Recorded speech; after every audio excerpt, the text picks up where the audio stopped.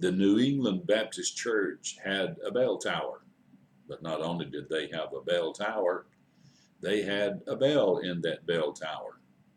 And when I was about 5 years old, I can remember my mom, my older sister, my younger brother, and I walking down the hill toward the New England Baptist Church and Sunday school and church.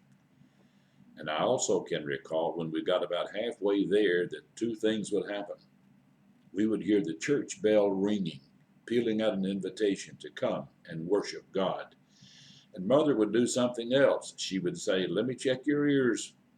And she would look and she'd say, "I told you to wash your ears." And then we would stop at the Brogden branch, very narrow little spit of water. She would take her handkerchief, go down, dip it in the water, and then she would come back up and she would grind out the grime from our ears. She would wash our ears before we got to church with branch water. It worked well because I never remember anybody saying to me, "Boy, there goes a kid with dirty ears. Wish his mother had washed them before they got here." But the thing that is memorable to me, the washing of the ears, and then the pealing of the bell, inviting us to worship. Every church in the country has a bell tower, but I'm afraid that some of us have lost our bell and we no longer ring out the peal in that way to invite people to church.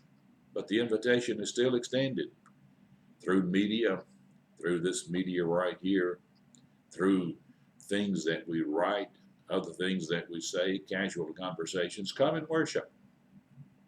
The bell may not be ringing, but the invitation is still extended. The call is still great. The Lord's voice still needs to be heard and obeyed. Find a place to worship this weekend, whether the church bell rings or not. It can ring in your heart.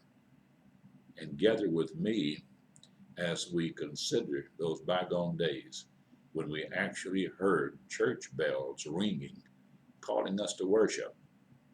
Thanks for watching Don Howell, today's Light and Love from Liberty.